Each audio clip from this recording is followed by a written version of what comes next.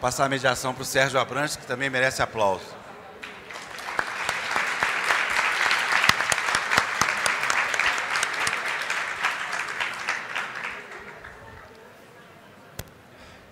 Muito bem, muito boa noite a todas as pessoas que estão aqui. Eu queria também saudar os que nos veem pelo online, pelo YouTube, que vão nos ver, para que tenham certeza de que são todos bem-vindos. E será que tá o ligado? som está baixo. Eu acho que pela reação de vocês, Mia Couto e Itamar Vieira Júnior dispensam a apresentação, né? São dois grandes escritores. Eu tenho um enorme prazer e a honra de mediar essa conversa. Eu vou fazer sempre a mesma questão para os dois, de tal forma que a gente possa otimizar a nossa conversa. Gente, muda meu microfone, não está legal. E agora? Isso. Obrigado. Então, eu lendo o Mia e o Itamar, eu me dou conta de que eles têm muita parecença. A literatura deles diz respeito a questões que são comuns, mas dentro de um contexto, eu diria, da história de cada um. E a história de cada um faz muita diferença, né? Do seu país, do seu território, da sua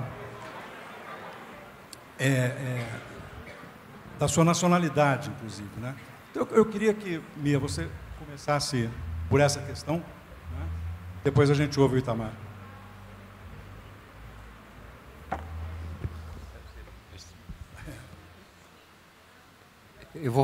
Boa noite a todos e a todas, boa noite. Boa noite, Itamar, boa noite, Sérgio. Boa noite.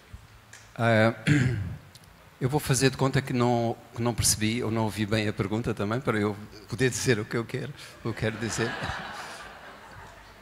Então, é um grande prazer estar aqui em Minas Gerais. Dizem que se eu fosse brasileiro eu era mineiro, porque nunca respondo às perguntas. Mas a razão não é boa, é porque dizem que eu nunca respondo às perguntas que me fazem. Então eu invento um caos qualquer. Então, sim, eu acho que há aqui qualquer coisa que ambos, eu e o Itamar, buscamos, que é primeiro encontrar uma história. Que há diversos tipos de escrita. Há escritores que não querem exatamente escrever uma história, querem transmitir uma ideia, querem trabalhar um conceito, querem trabalhar angústias pessoais, fazem uma viagem interior para buscar alguma coisa que só está dentro deles. Bom, eu acho que o que suscita a nossa escrita é o desejo de contar uma história, ou contar várias histórias que depois produzam um sentimento. E é através desse sentimento, e não através exatamente de um pensamento, que as pessoas vão rever o seu lugar no mundo, vão voltar a visitar-se nesse mundo. Então, vocês estão a ouvir bem aí atrás? Está bem? Ok. Então,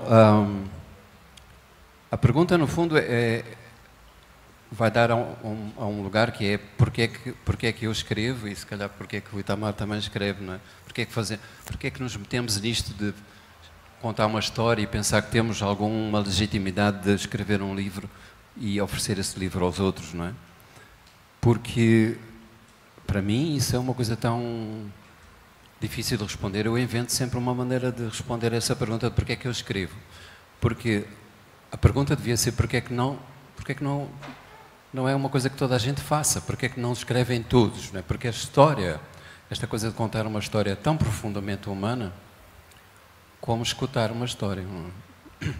E isso começa o que nos faz realmente a ter esse outro alimento na infância para, de repente, nós criarmos um sentido para a vida, não é? Aquilo que nos chega como uma coisa caótica, a criança está recebendo sinais que são profundamente contraditórios, não é? E tem que arrumar isso num chão para que ela tenha segurança, para que ela tenha um sentido de estabilidade. E estas histórias que se contam, que a mãe, o pai, o tio, o avô, a avó contam, criam esse lugar, primeiro lugar de encantamento. Eu não me lembro de nenhuma história que o meu pai ou a minha mãe tinham contado, não me lembro. Mas lembro-me do momento em que eles contaram a história, em que o meu pai e a minha mãe estavam ali inteiros para nos encantar. Eles diziam que era para adormecer, que é um sentido mais pragmático, mais prático, mas era no fundo, criavam essa espécie de viciação de que a gente quer viver numa história. Nós queremos que a nossa vida aconteça como se fosse uma história, não é? E isso é a razão principal porque é que se escreve e porque é que o Itamar e eu e outros escritores estão buscando na vida com algo que faça renascer esse momento de maravilhamento, que é esse momento da infância, não é? Eu tive uma felicidade enorme, sou filho de um poeta, portanto, alguém que desvalorizava a realidade e, portanto, nos ensinava que o que mais importante que deveríamos buscar não era aquilo que se via imediatamente, era aquilo que outros sentidos não visíveis e, portanto, a sensibilidade que ele tinha naquela altura, que era o meu pai dos anos, nasceu em 1920 e tal, não é? Então, estão a ver aquela geração em que ser homem, ser macho, e não estar a valorizar isso que era a pequena borboleta, o poente, o pássaro que depois de repente tombou, isso eram coisas que já eram do universo que não era sequer habitável por aquilo que era essa capa, essa aparência do homem macho, não é? Homem viril. E tive uma mãe extraordinária que convertia toda a vida em histórias, porque nós somos eu já vou terminar, já vou te dar a palavra. Não é que tu... Você é o convidado, Mia, aqui você pode falar à vontade. Não, mas é que tu... não. Estamos aqui 3 pessoas. Não é, gente? A gente recebe ele muito bem, ele pode falar. Sim. Estamos aqui para ouvi-lo também. Eu já vou terminar, mas é porque é uma conversa, senão eu preciso... Eu tenho 2 complexos. Eu sou biólogo, ninguém dá atenção ao biólogo. Agora já dá um bocadinho mais, mas ninguém dá atenção ao biólogo e quando lhe dão a palavra ele nunca mais se cala. Então, e depois sou também um poeta e os poetas também estão sempre à espera. Têm uma carência que não é resolúvel, não tem solução. Então, não falava dessa origem, porque é que eu faço, ou a pergunta também podia ser porque é que eu faço, porque é que eu escrevo, Mas aí vem a figura da minha mãe, que é o meu pai era o poeta, mas não foi ele que me fez ser escritor. Quem me fez ser escritor foi realmente a minha mãe, porque ela convertia tudo que era...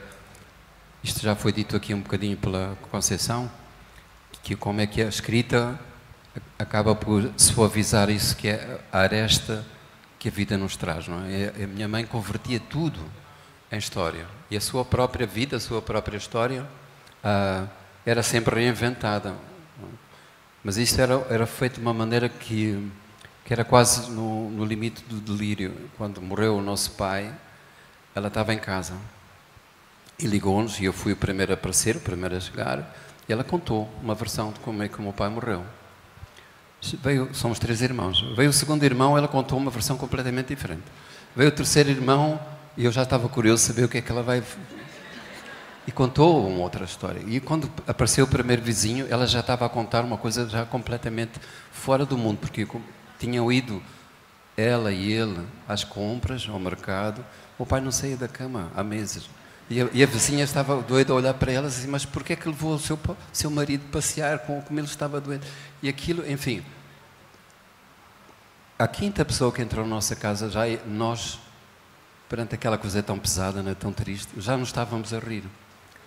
Então, e aí este era o segredo, ela convertia numa história que ela própria se surpreendia quando contava, não é? Para que o mundo não fosse tão pesado, tão feio, não é? E tão mesmo, não é? Então, acho que eu não respondia nada ao que tu perguntaste, não foi? Respondeu uma boa parte. Sim, uma parte. E também.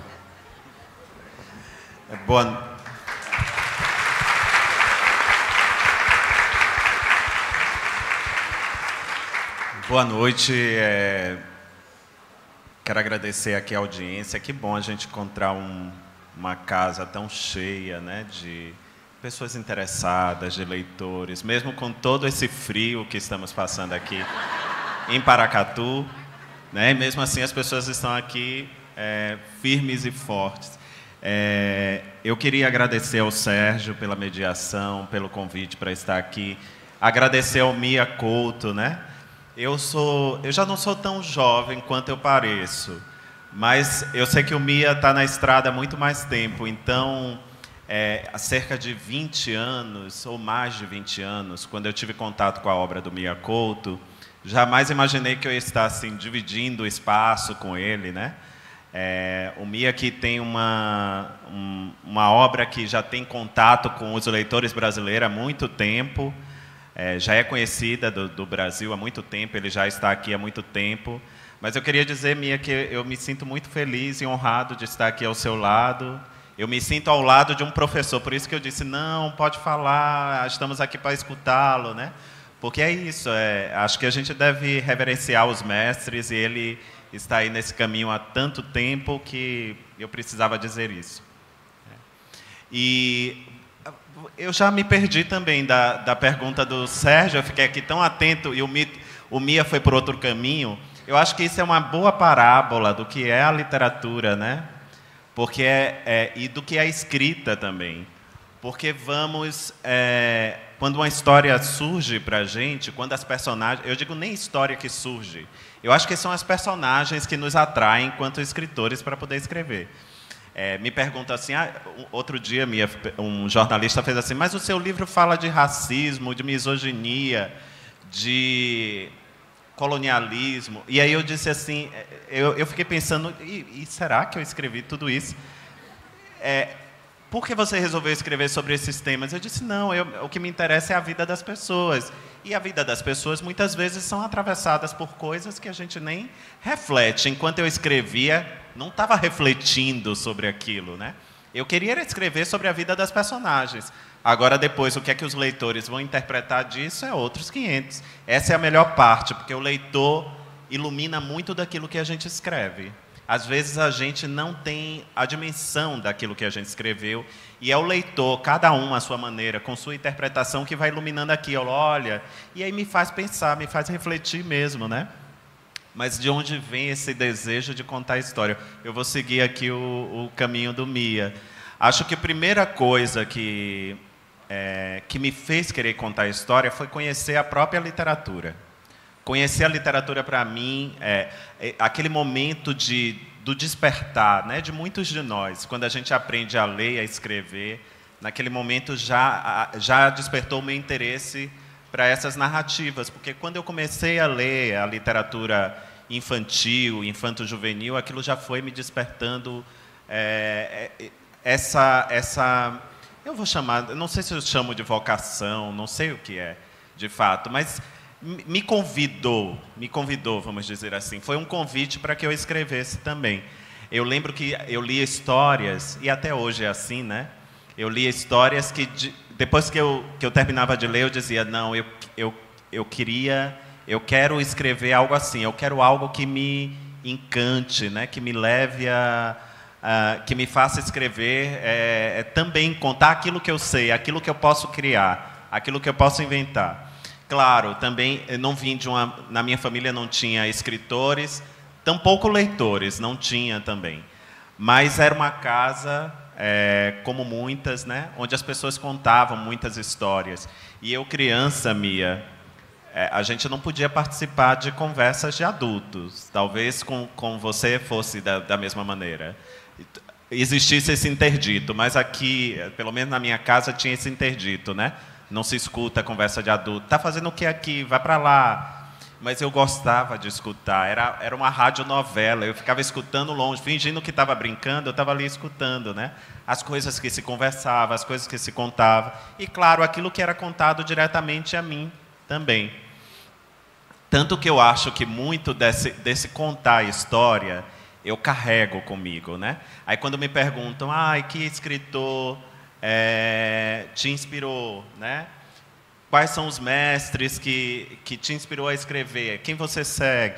Acho que são muitos, há muitas maneiras de contar a história. Eu poderia aqui citar tantos, né, que são passaria aqui a noite citando o nome dele, são muitos. Mas eu penso, ainda eu acho que no meu íntimo, o que resta desse contar a história, depois de passear por tantos autores, inclusive o Mia, passear por tantos autores, parece que eu voltei para mim mesmo, para esse íntimo, e disse assim, a melhor maneira de se contar uma história é contar essa história como se contava na minha casa, como meus avós contavam, meus pais contavam, né? Essa é a maneira de contar a história. Até hoje, minha mãe mora comigo. Até hoje, minha mãe, quando ela vai contar qualquer coisa, eu já sei que eu preciso tempo. Às vezes, as coisas mais banais e corriqueiras do dia a dia. Mas eu sei que eu preciso dar um pouco de tempo para ela contar aquela história. Porque ela já não chega dizendo o que aconteceu. Ela escolhe um ponto daquele evento e começa a contar dali, e ela está tentando chegar àquele clímax, né? Aquele ponto alto, né, que as pessoas tanto aguardam para dizer, olha, foi isso que aconteceu. E aí eu sei que eu tenho que ter paciência, escutá-la, e quando eu vejo ela nesse exercício de contar, eu sei que não vai terminar ali tão rápido.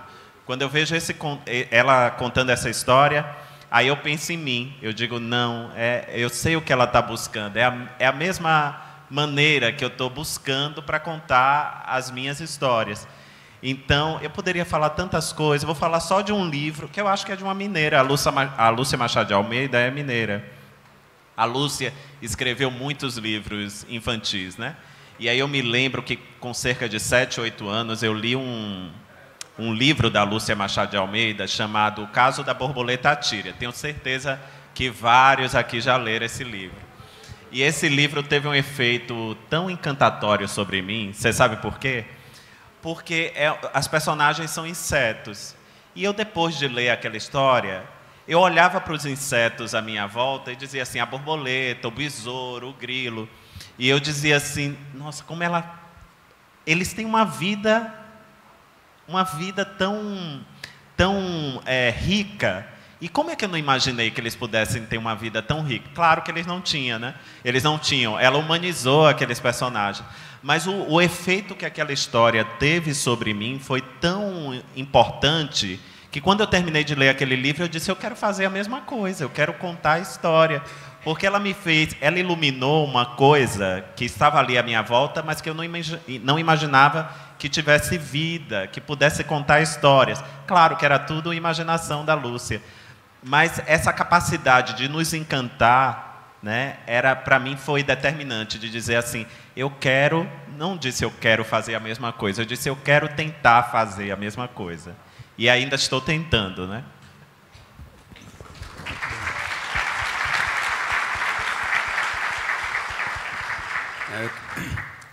Eu queria dizer uma coisa que eu trago como um recado para o Itamar, trago lá de Moçambique, que é saudá-lo por várias coisas, pelo escritor que ele é, pelo sucesso que ele tem e que é muito merecido, e por várias outras pequenas coisas que não são tão pequenas assim. É raro o escritor brasileiro ou de língua portuguesa que, quando se lhe pergunta quais são as referências que ele tem, cite os autores do seu próprio país. Ele citou agora uma, sim. Jorge Amado, falas de Graciliano Ramos, Guimarães, que eu do sei Guimarães que você... Rosa, sim. E normalmente os escritores que querem ficar engrandecidos com esta coisa de que leu, de onde é que vem a sua inspiração, Thomas Mann, Dostoiévski, James Joyce, algumas coisas quase ilegíveis, não é? E quanto mais impenetráveis são, mais ele fica qualificado, não é? Então é muito raro que a gente cite os escritores da nossa própria terra ou da nossa própria língua, muito raro. Isso é uma coisa que é preciso dar uma salva de palmas para ele, não é? Para ele.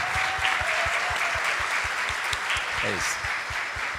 E eu sei que o Mia também é um grande apreciador da literatura brasileira, porque sempre que ele pode, ele enaltece, ele fala da literatura brasileira, dos autores que fizeram a cabeça dele enquanto escritor, né? Então, acho que eu não sou bairrista, né, Mia? Você também reverencia a literatura brasileira. Bom, eu vou fazer uma outra pergunta para vocês não responderem, tá bom? Mas eu sei que nós três temos em comum um particular apreço pela literatura do Guimarães Rosa, né? E, sobretudo, pelo Grande Sertão Veredas. E quando eu vejo falando sobre Guimarães Rosa, ele é sempre a exceção, né? Guimarães Rosa é um escritor universal.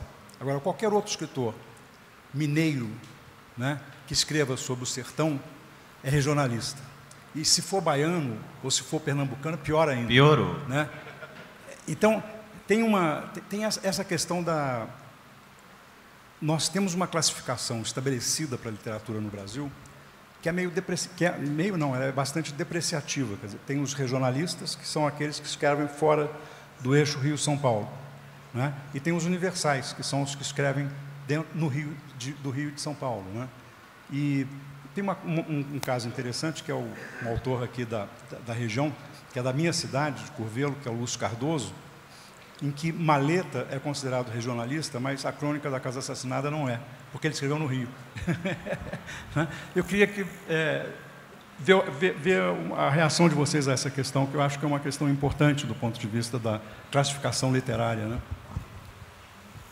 Bom, já haver uma classificação para a literatura já é uma coisa que já me faz medo, não é? Assim, já me dá medo, mas é verdade isso que tu disse, é verdade. E tem uma coisa somada que é autor que tem sucesso, é preciso duvidar dele. E tu estás sendo vítima disso também, não é? Sim. Porque a ideia é sempre que quem deve ser venerado é aquele que realmente fica numa redoma, numa bolha do incompreensível. Estudado nas universidades. Exatamente. E os críticos ficam ali rodando à volta dele, mas se é popular, se é acessível, se os livros circulam muito, está condenado. Então ele não foi demasiado compreensível. E eu vou pedir a vossa compreensão, porque eu queria dedicar este conto um pouco a este assunto, mas eu não vou ler o conto porque era horrível, porque vocês... eu leio muito mal, mas eu se calhar conto o conto, ok? Só porque... E não vou mostrar o livro porque dá a impressão que estou a fazer a publicidade ao meu próprio trabalho. O momento comercial não chegou ainda. Então, esta é uma história de um destes escritores que não tem grande história para contar, não tem um tema preciso para falar, e está no meio da pandemia, em sua casa, prisioneiro de uma solidão que ele aparentemente já conhece, porque fica bem estes intelectuais viverem num drama, numa depressão, etc. O mundo é uma coisa terrível para eles, é uma coisa que não nos dá grande alegria. E está nesta situação e começa a perceber que a empregada lhe faz falta, porque a louça se acumulou, porque ele nem sabe bem o que é diferenciar o aspirador da torradeira ou qualquer coisa assim. Então ele começa a lembrar-se que essa presença que sempre foi ausente, a dona Madalena, faz falta. Então, boa noite. Então, ele tenta desesperadamente escrever, está no computador, não lhe vem nenhuma inspiração, e lembra-se que o irmão dele diz: a tua escrita é assim, não é porque é densa, é chata, não tens personagens, não tens histórias, e ele acha que aquilo é um elogio. Então, quando decide telefonar para a empregada, finalmente, para que ela apareça, mas salve por razões práticas, porque ele tem a casa no caos. E isto é que tenho que vos dizer como é que está. Este escritor, que aqui se chama Bernardo, telefona e diz: Madalena, por favor. E ela diz: doutor, com essa voz, o que é que se passa? E ele diz: preciso muito que venha aqui a casa urgentemente. Não me assuste, patrão, o que é que se passa? Ele diz: não sei, acho que estou a viver um momento de disrupção. Esse é um termo que é muito querido. E ela pergunta: está a sentir o quê, doutor? Ele disse: não, eu estou a atravessar uma crise distópica. E a senhora cada vez fica mais confusa, pensa que o homem enlouqueceu mesmo e vai para a casa dele, e então encontra o homem estendido no meio do chão e arrasta o homem para a cama, deitam, cobre como ela faz ao filho, senta-se na cabeceira dele e canta para que ele adormeça, para que ele fique sossegado. E ele diz a seguinte: que maravilha, diz ele, isto são os mais belos cantos ancestrais dos indígenas. E ela disse: não, patrão, isto é o Roberto Carlos, diz ela.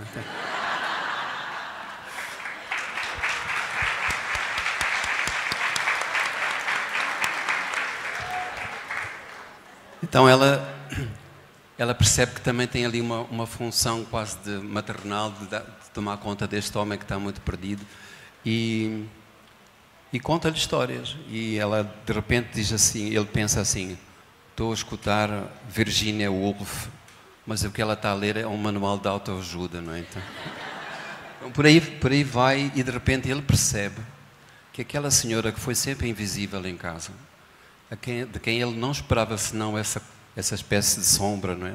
Que por ali passava, ela tem alguma coisa de mágico, de fundamental para lhe dar, que são as histórias que ele não sabia contar, porque ele não sabia escutar esse outro que ele não reconhecia na própria empregada que tinha em casa há anos, não é? Então a história é essa, pronto.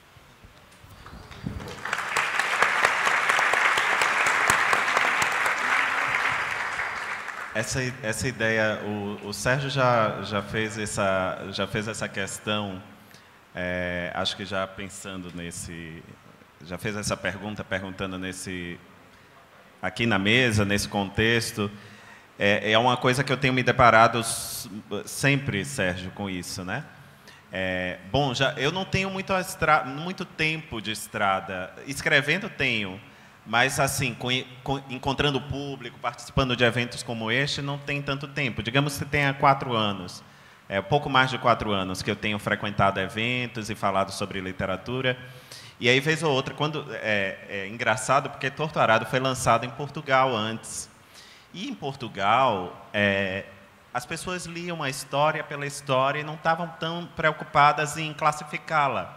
E aí, quando o livro saiu no Brasil, a primeira coisa que veio era a volta da literatura regionalista, tal regionalista. E aí vinham me perguntar sobre regionalismo, eu sou doce, acho que eu sou educado também. Mas eu sei ser uma fera quando precisa, eu me torno uma fera também. Embora eu não tenha agido como uma fera, pelo menos com essas pessoas que falavam sobre regionalismo. E aí eu dizia, não, mas eu tentava convencê-los, né, com meus argumentos. Não, eu escrevo a partir do meu centro. Me diga o que é regional. Se o regionalismo existe, então para mim São Paulo e Rio de Janeiro são regional, porque o meu centro é a Bahia, neste país imenso, né?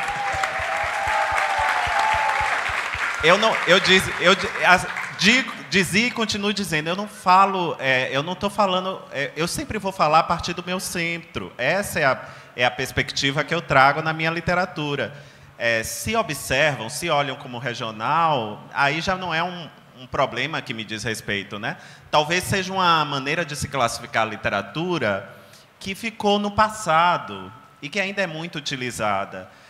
Mas quando eu vou para a literatura do Jorge Amado, quando eu vou para a literatura do Graciliano Ramos, da Raquel de Queiroz, né, do grande Guimarães Rosa, eu sempre observei a literatura que esses grandes autores, esses grandes escritores brasileiros escreveram, como se eles estivessem narrando a partir do seu centro. Essa era a perspectiva deles, né? Eu acho que essa leitura de literatura regional é mais uma hierarquia que a gente recebe de estruturas que estão aí no nosso país, que diz que aquilo que é universal, que tem valor universal, e aquilo que é visto como algo menor, né? O Mia falou, eu lembrei do Haruki Murakami, um escritor japonês. O Mia falou assim, às vezes acham que quando um escritor faz sucesso, aquilo já não tem, as pessoas já torcem o nariz para ele, né? Aquilo já não tem mais tanto valor. E eu lembrei que o Murakami disse uma vez, numa das raras entrevistas que ele deu, ele disse assim: quando eu vendi 100 mil livros, eu me senti um escritor amado. Quando eu vendi 1 milhão, eu me senti um escritor odiado. E é mais ou menos isso, né, que eu acho que paira ainda muito nesse ambiente não só literário, no ambiente artístico como um todo, de não acolher aquilo que o público muitas vezes elege e consagra como aquilo que toca o íntimo do leitor, que eu acho que essa é a experiência mais importante, é mais importante do que qualquer prêmio, é mais importante do que muita coisa. O melhor prêmio que um escritor pode ter, e isso a literatura tem me ensinado nos últimos anos, são os leitores que um livro conquista, né?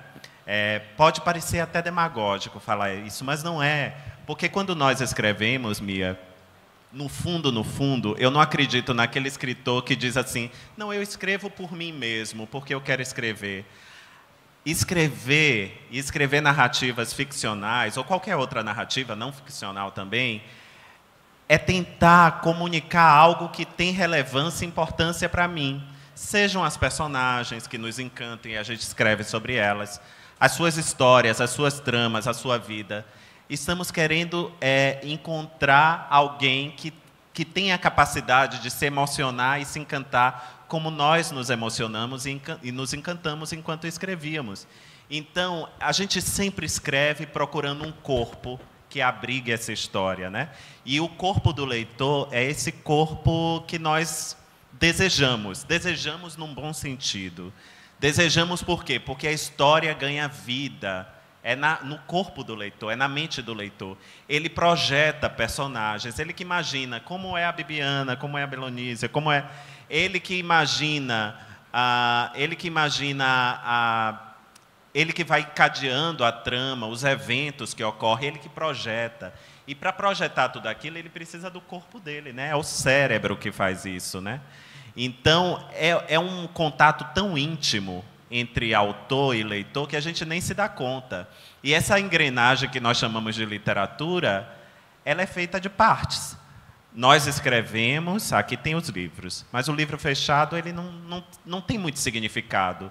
Um livro ganha vida quando encontra o leitor lê, projeta aquela história, se emociona, às vezes não gosta também, né? Mas passa para o seguinte, e se ele gosta, ele vai indicar a outra pessoa, olha, lê isso aqui, veja como é bom.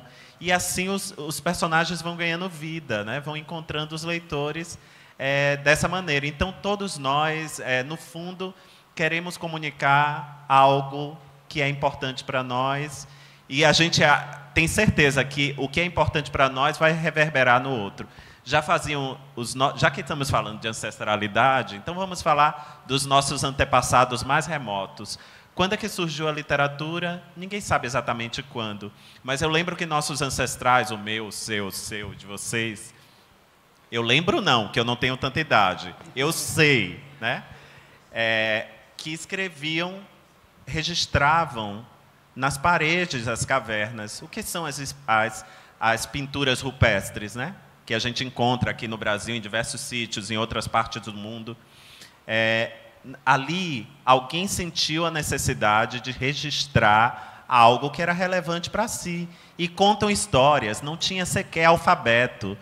Mas o que é que fazem? Desenham os cavalos, as pessoas, o fogo. Tudo aquilo era para registrar, para que quando alguém encontrasse, alguém se emocionasse com aquilo. Ou alguém conhecesse aquela história que não podia ser perdida. Eu acho que nós fazemos a mesma coisa, Mia. Estamos contando essas histórias para que elas não se percam no nosso corpo único, né? Que elas sejam capazes de encontrar múltiplos corpos, os corpos dos leitores também. Eu acho que se calhar...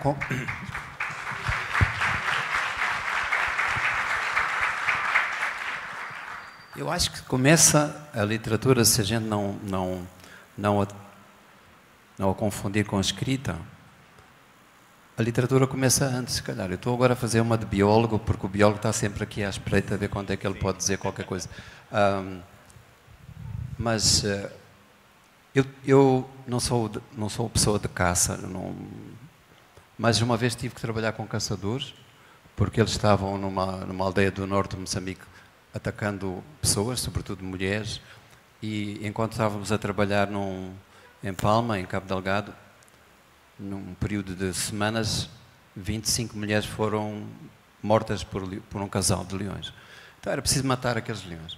E eu trabalhei com os caçadores e percebi como é que a caça é equiparada ao nosso trabalho de escritor. Porque aquilo, se o caçador é um verdadeiro caçador, eles não queriam matar o leão. Eles tinham que matar o leão e eles nunca disseram vou matar, eles disseram vou caçar, que era uma outra coisa que me desse mais honra. Mas à medida que eu caminhava com eles, eu percebia que eles sabiam ler, e estou a usar a palavra ler intencionalmente, eles sabiam ler onde eu era completamente analfabeto. Eles sabiam ler a pequena pegada, a folha partida, a direção do vento, sabiam cheirar. E ao longo do tempo, conforme dizia um deles, dizia assim, eu estou-me a converter no leão. E ele me perguntava, o que é que você pensa que o leão agora fará, se nós nos aproximarmos? Então, ele tinha que se antecipar. Esse poder da antecipação, da adivinhação do que é que vai ser o outro, não é? Essa projeção num outro que é completamente diferente de nós, é até quase o oposto de nós, é já o princípio daquilo que eu penso que é a literatura, não é? Então, como é que eles convertiam tudo isso? E, de repente, eu pensei, bom, quando eu estou a construir um personagem, eu estou a fazer a mesma coisa. Eu estou seguindo até que eu me transformo nessa outra coisa. Quando ele conseguiu matar o leão, aquele homem chorou. Deitou-se junto do leão e pediu desculpa, porque não tinha outro jeito de fazer. Não? Então, há aqui qualquer coisa que me parece que temos que ir lá mais para trás para procurar a razão de transformar, porque caçar nunca foi um fazer, nunca foi mais do que isso. Era uma coisa que implicava uma ligação com o sagrado, com o sangue, com os outros, porque quando se trazia a presa, o animal morto, não é? Quem estava à espera, não estava à espera só de comida, estava à espera que o caçador lhe contasse a história da caça. Não é? Então ele tinha que fazer isso acontecer num nível quase ficcional. Não é? Pronto, o biólogo já vai se calar, então.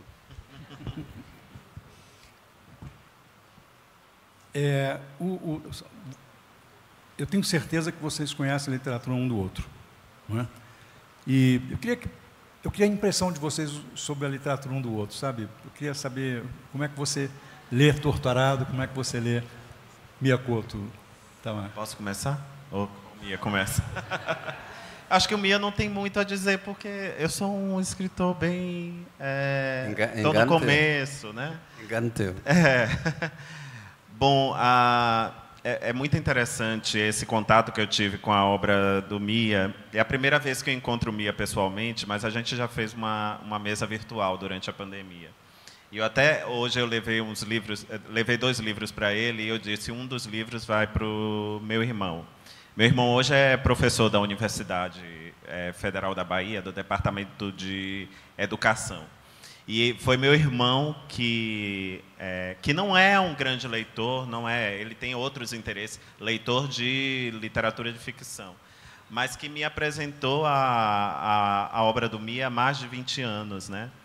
E, bom, lendo o trabalho do Mia Couto, né, lendo seus livros mais conhecidos, Terra Sonâmbula, O Último Voo do Flamingo, eu percebi que o último que eu li do Mia, por acaso, talvez tenha sido o penúltimo que você publicou no Brasil, que foi o Mapeador de Ausências.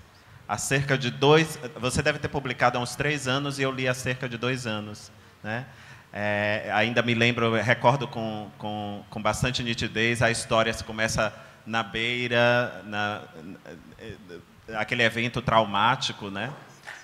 Que ocorreu, aquela tempestade, aquele furacão, né? Que ocorreu na beira.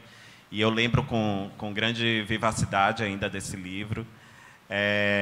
E aí encontrar as histórias do Mia, de alguma maneira eu acho que me devolveu aquilo que a literatura brasileira me entregou durante algum tempo, sabe, Mia? Eu tenho um grande apreço pela literatura brasileira, mas geralmente eu tenho citado autores que fizeram, que escreveram e publicaram, principalmente, claro, muitos depois, mas principalmente na primeira metade do século XX. E eram autores que, pelas suas narrativas, eu via um profundo interesse pela história do Brasil, né? E eram exímios contadores de história, claro, todos eles, né? Acho que o que importava ali na sua escrita era a história que estava sendo escrita, narrada, E uma maneira muito particular, sem artifícios de contá-la.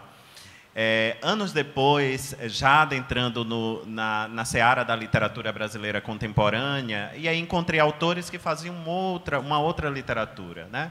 E a literatura brasileira contemporânea, ela foi perdendo um pouco essa identidade plural, essa identidade múltipla que as narrativas escritas na primeira metade do século XX tinha.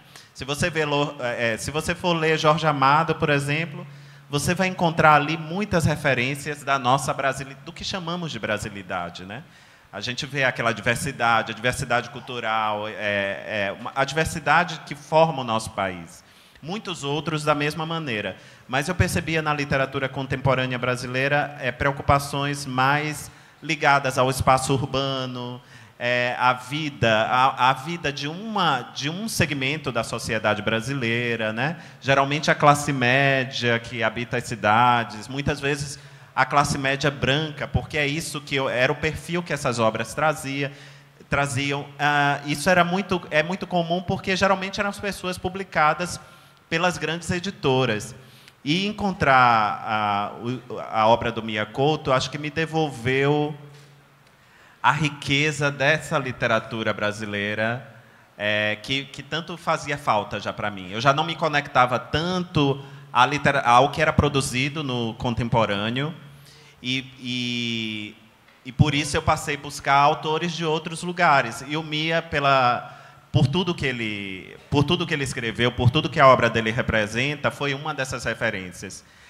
Eu lembro que foi o Pepetela também, durante um tempo. Eu adorava ir para os escritos de Pepetela. Ele tem um que se chama Os Predadores, um romance que se chama Os Predadores, e eu lia essas narrativas, embora se passassem em países africanos de língua portuguesa, mas as referências sobre nós, sobre o Brasil, sobre a nossa própria identidade eram múltiplas. E nesse livro a gente encontra Os Predadores do Pepetela, a gente encontra, por exemplo, referências à novela Gabriela. Não é nem ao romance Gabriela, de Jorge Amado. A novela Gabriela, as personagens do romance de Pepetela têm esse nome porque as pessoas assistiam a novela lá Ou seja, há muitas, assim como Mia, como Pepetela, outros autores do Caribe, por exemplo, né? Mais recentemente eu tenho lido bastante. Acho que, com suas histórias, com suas narrativas, me aproximaram daquilo que eu talvez busque com a literatura, né?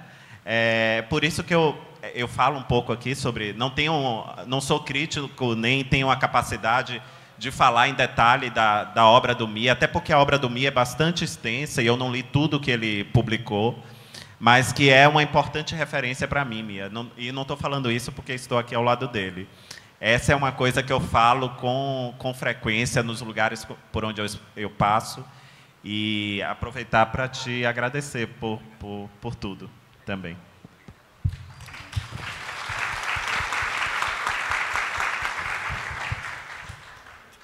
Agora, fique à vontade. Eu imagino que um autor da estatura do Mia Couto, do tanto de eventos e de coisas que ele deve fazer, e eu não tenho muita coisa para você falar, Mia, mas fique à vontade. Pode... O Sérgio lançou um desafio maior para ele. Para mim é mais fácil, mas eu acho que para ele é maior. Bom, eu só li um livro dele. Li o Torturado, e tenho agora, vou começar a ler o Salvar o Fogo. Eu dei o novo hoje a ele, então não deu tempo de ler ainda. Sim. Tá? Mas eu fiquei tão tocado pelo Torturado, que posso confessar uma coisa: o Afonso Borges, se estiver aí, vai me matar. O nome desta mesa, o Afonso ligou para... está aí. Afonso, põe as mãos assim no ar, que é para eu perceber que não estás armado. Ok, pronto. Vou revelar aquilo. Ele telefonou para mim e disse: olha, temos que dar um nome a esta mesa com o Itamar. E eu escrevi para ele este nome que se foi dado, Palavras para Desentortar Arados. Porque eu acho que este livro me tocou imenso. Primeiro porque esse mesmo sentimento que tu tinhas, eu tinha saudades da literatura brasileira que me trouxesse esse Brasil que eu eu amava, que eu sonhava, não é? E o livro dele me trouxe isso, me devolveu, porque de repente eu comecei a ficar muito ligado àquilo que eram os escritores de São Paulo, que falavam de ideias e falavam das crises existenciais da família, dele próprio. Então eu precisava dessas histórias, portanto tu deste-me isso. Depois acho que é uma maneira genial de fazer ali essa metáfora, de repente uma menina que perde a capacidade de falar, mas é ela que vai contar a história, não é? Quando ela conta a história, ela se transforma naquilo que a literatura é, que é a voz dos que não têm voz, não é? Então isso está muito bem construído. E depois tem uma outra coisa, que eu quando disse que tu referencias autores brasileiros, mas tu tens como referência vozes que não têm nome. De repente percebe-se, e tu já declaraste isso mesmo, que algumas pessoas dali da Chapada Diamantina, não é? Sim, sim, da Chapada, exatamente. Foram a tua inspiração, sim. Não é? Então, isso não é, o que está ali não é um lugar geográfico, não é, como é que se chama? Eu tenho uma memória péssima, mas é Fazenda da Água Negra, assim? Água Negra, exatamente. Olha, ele é um bom leitor, está aqui todo, tá bem... Ele disse que começou a ler os meus livros há 20 anos, eu se li o dele há 20 meses já não me lembro da maior parte das coisas, mas isso me lembro porque esse lugar é o Brasil inteiro, mas não é o Brasil que foi silenciado, que foi esquecido de maneira propositada, não é? Portanto, acho que ele me trouxe um Brasil duplamente, não é? Porque trouxe um Brasil que outros querem calar. Então, acho que ele merece uma salva de palmas por isso.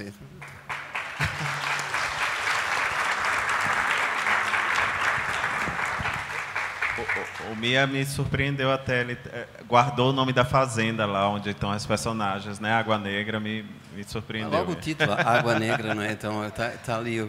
E você sabe por que Água Negra? Só não existe, mas é porque na Chapada Diamantina os rios, talvez o Sérgio conheça, os rios da região, ele tem uma cor ferruginosa, escura, tem muita matéria, você é biólogo, tem muita matéria orgânica.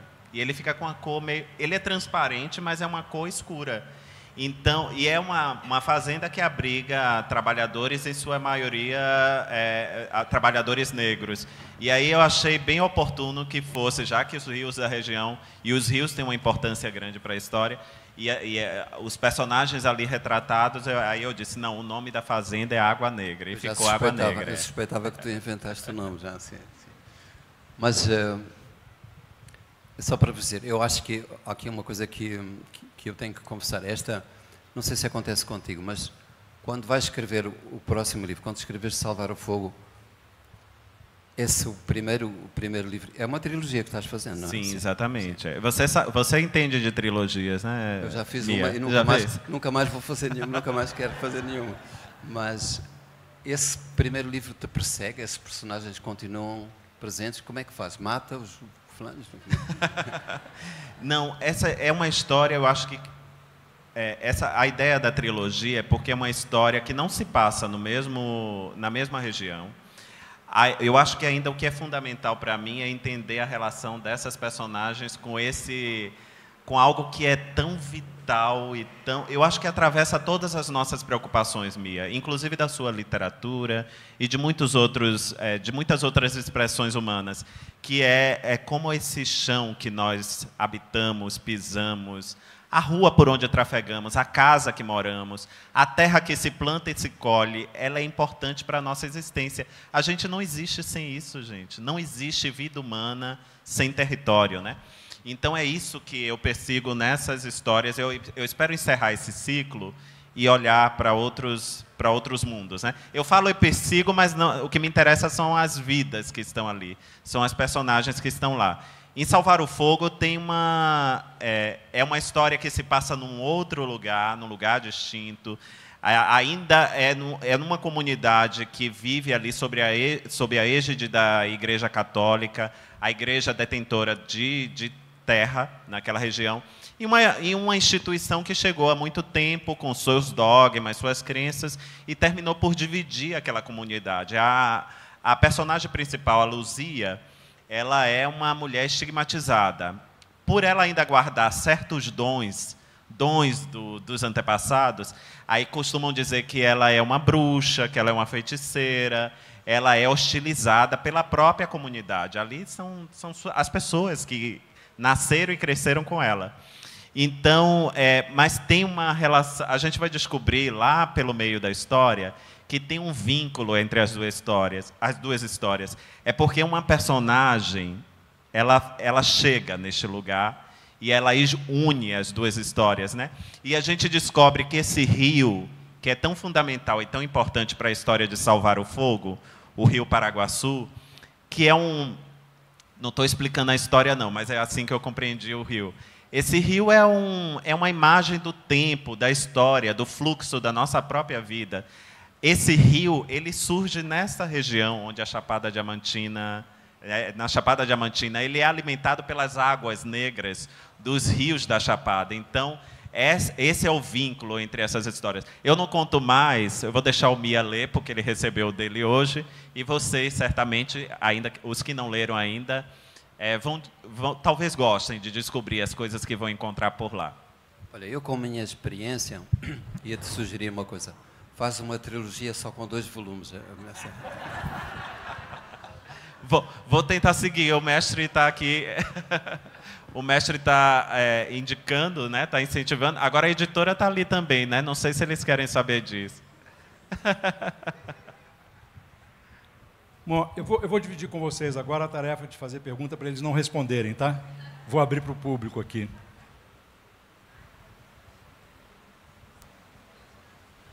Boa noite. Boa noite. Diz seu nome, por favor. Eu me chamo Lielen, eu sou da Chapada Diamantina, Piatã. Piatã. Bem que eu encontrei seu marido, ele disse, eu sou daqui, mas eu morei em Piatã. Eu disse, que diferença, né? Lá é tão, não vou dizer, é tão frio, né? Então, e ler Tortarado para mim foi muito mais do que uma leitura, assim. Eu me identifiquei, eu vi relato do meu povo, da minha região, então é o meu livro predileto, eu indico para todo mundo e eu sou apaixonada pelo Tortarado, e agora eu vou ler o próximo. Mas a minha pergunta é, você estava falando que quando você escreveu, você apenas fez um relato, não pensou tão profundamente sobre os pontos da história. Mas teve uma parte que me tocou muito, que é realmente o relato da classe trabalhadora do Brasil. Se eu trocar o nome, perdão, mas é a Bibiana e o marido, que eles tentam... mudar de classe social, eles tentam crescer na vida e eles não conseguem. Tanto que ele é morto no final, desculpa se alguém aqui ainda não leu, por esse spoiler.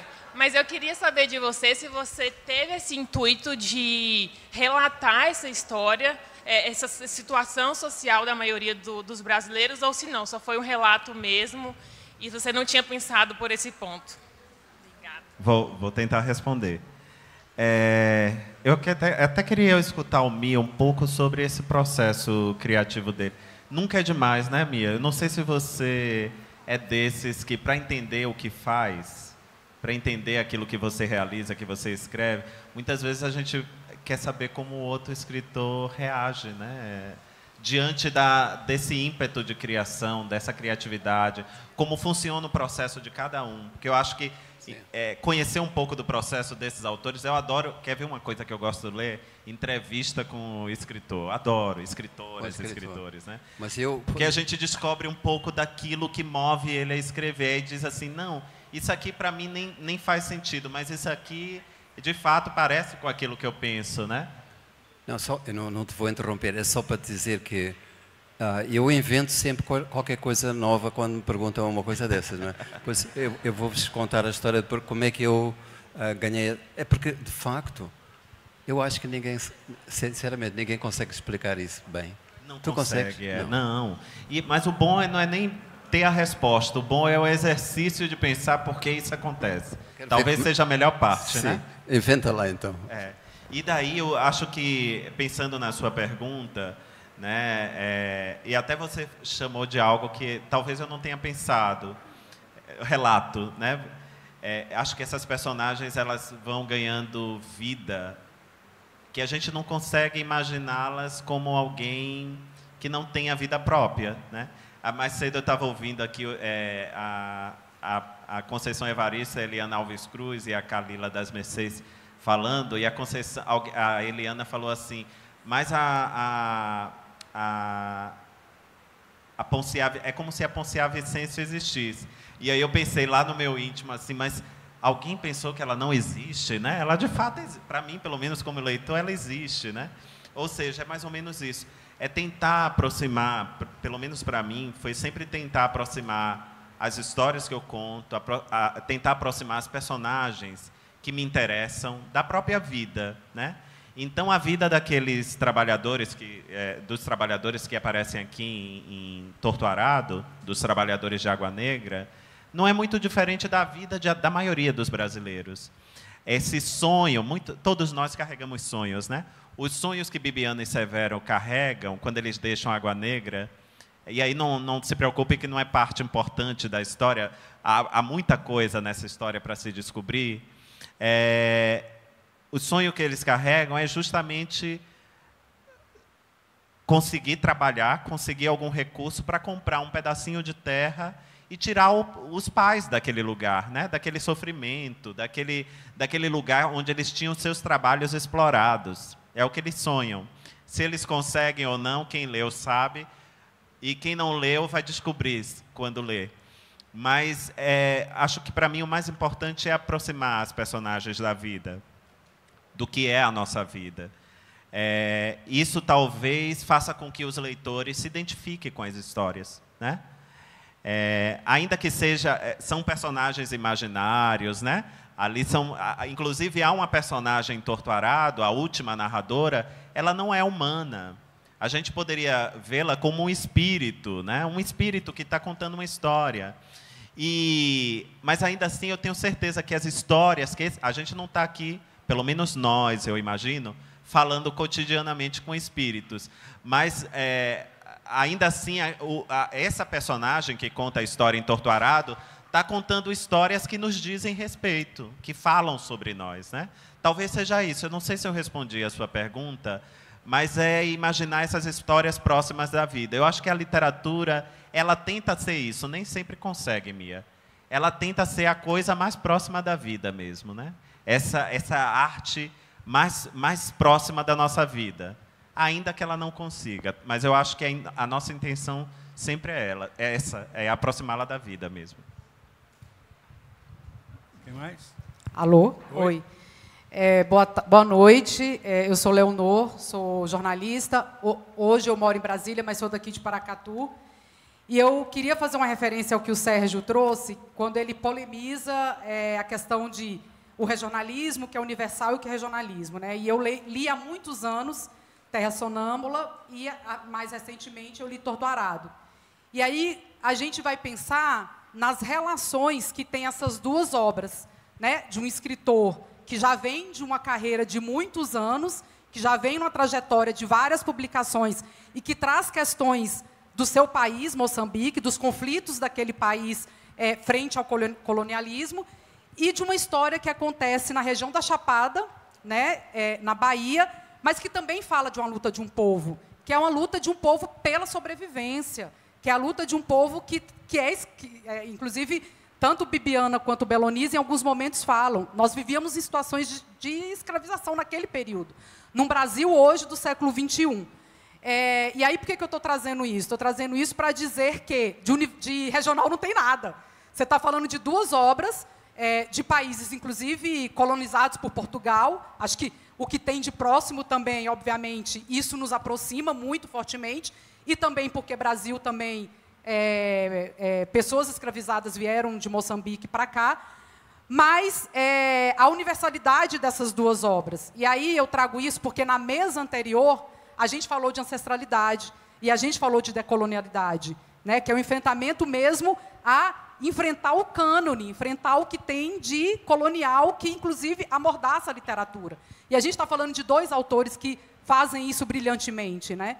E aí a minha pergunta é, a partir de Terra Sonâmbula, de Mia, e de Torto Arado, ainda não li Salvar o Fogo, mas de Torto Arado, de Itamar, em que medida a literatura moçambicana e brasileira dialogam, considerando a referência ancestral que esses dois países têm. Obviamente, eram conflitos distintos, porque ali você estava falando de um conflito contra-colonial, de um povo que estava lutando pela libertação do seu país, né? Mas você está falando de um conflito no século XXI que ainda acontece. As pessoas estão sendo escravizadas ainda no Brasil do século XXI, na Bahia, em qualquer lugar do país. Então, para mim, são duas obras que casam muito. Mas aí eu quero entender em que medida a literatura desses dois países conseguem dialogar na perspectiva ancestral, inclusive. Obrigada. Mia, por favor. Bom, Terra Sonâmbula eu escrevi quando a guerra civil em Moçambique já tinha 15 anos. Já tinha feito 1 milhão de mortes, já tinha feito 7 milhões de refugiados. Ninguém fala nisso. Ninguém falou nisso quando isto estava a acontecer, porque estava a acontecer em África, é muito longe da Europa, então as guerras que são longe da Europa não existem. Não é? Então, e eu próprio comecei a perceber que havia uma desumanização que me atingia, porque aqueles colegas meus que eu tinham morrido de uma maneira absolutamente cruel, eu era jornalista nessa altura, perdi muitos dos meus colegas, e eu precisava de sobreviver, eu precisava de responder a esse apelo, porque o único livro que eu escrevi sofrendo foi esse. Porque me convocava como se esses que morreram dissessem não nos deixe morrer mais. Não é? Eu tinha que os trazer para comigo. Então, para ser breve, uma das razões dessa guerra e desse livro é que existe uma violência que é a violência de não se poder ter uma identidade, não se poder assumir uma identidade. E essa violência tem que ser denunciada. Mas existe uma outra violência que me parece que agora talvez seja mais preocupante, é dizer às pessoas que podem ter, mas só uma identidade. E eu gostava de ser dito a Moçambique naquela altura, é que o país tinha que ter uma identidade. E estavam tentando que essa diversidade imensa que existe dentro de Moçambique ficasse encaixada dentro de uma moldura. E isso era feito com uma grande violência contra as crenças, contra as línguas, etc. Quando a experiência que nós tivemos revela o seguinte: mesmo depois do fim do colonialismo, mesmo depois de sermos governados por nós próprios, e quando eu digo por nós próprios, é preciso saber que Moçambique é um país em que eu não sou representativo de coisa nenhuma. Eu com esta raça, com esta cor que eu tenho, com o privilégio que eu tenho de ter ser herdeiro desta cor de pele, eu não represento nada em Moçambique. Moçambicanos brancos são 5 mil, numa população de 32 milhões de gente negra e retinta, vamos dizer assim. Então, mas eu lutei por isso e sou muito feliz que seja assim, e tem que ser assim. Só que a colonização depois começa a ser exercida pelos próprios. E nós estamos perpetuando algumas das coisas que são valores absolutamente coloniais. A maneira como essa guerra foi gerada foi porque o modelo que se queria era o modelo da modernidade e, portanto, tudo aquilo que era crença, que era coisa mais, digamos assim, da religiosidade mais antiga, ancestral, era punida, era proibida. Então, e isso causou essa grande violência que foi essa guerra. Portanto, só para dizer, não sei o que é que eu estou a dizer agora, porque também... Mas a verdade é que não houve uma intenção qualquer da minha parte. Eu nunca penso, como foi a pergunta feita por si, que é preciso pensar profundamente para chegar a um personagem ou uma narrativa. Comigo não acontece, muito menos profundamente. Não é uma coisa que é pensada, é uma coisa que é sentida. O sentir é uma maneira de pensar que está relegada para segundo plano como uma coisa feminina. Os homens, o pensamento, que é uma coisa masculina, depois a mulher tem intuições, etc. Eu tenho intuições, é assim que chego lá. Não tenho nenhum mapa, não sei o que é que estou a fazer, não sabia muito menos o que é que eu estava a fazer quando estava a escrever o Terra Sonâmbula, não é? É por isso que depois não me lembro do que é que já fiz, não é? Eu preciso? Mia, acho que a independência de Moçambique está prestes a completar 50 anos, né? 50. E aí, você é um homem sábio, com um caminho com um caminho de profundo interesse por seu país. Talvez você já saiba isso. Nós, com 200 anos de independência, né, completamos ano passado, descobrimos que ainda nós vivemos ainda num lugar profundamente onde as estruturas coloniais ainda gritam, né, de todas as maneiras. É porque foi algo muito forte. E aí eu não estou colocando culpa em Portugal, ou nada, não é, a ideia não é essa.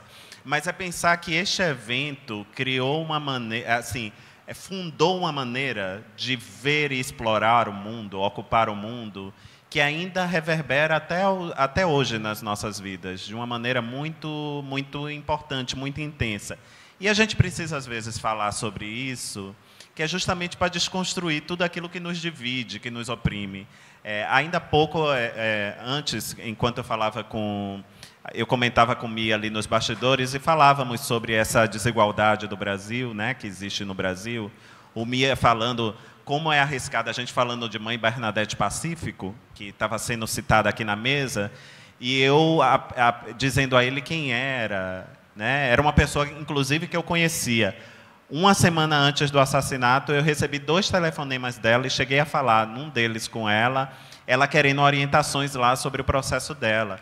E o Mia, ele reconhece isso, ele estava aqui dizendo para mim, Itamar, eu imagino como deve ser opressor para uma mulher negra viver nesse país. E isso quando ele foi confrontado alguma coisa sobre a guerra, por uma leitora lá em outro lugar aqui no Brasil, né? Mia falou sobre isso.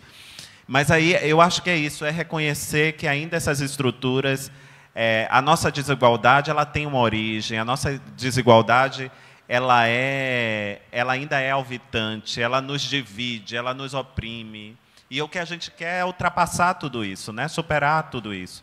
Então, é claro que quando a gente vai escrever nossas histórias, talvez a gente não esteja refletindo exatamente, não seja a nossa intenção refletir exatamente sobre os eventos históricos e sobre aquilo que nos divide e nos oprime.